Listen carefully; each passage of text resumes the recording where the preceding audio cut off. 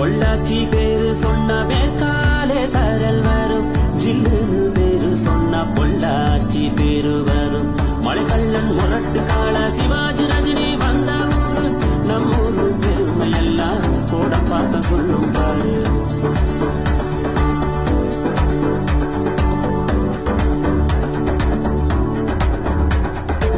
பொள்ளாச்சி இளநீர் கெத்தாக குடிப்போம் பாரு. தண்ணீனா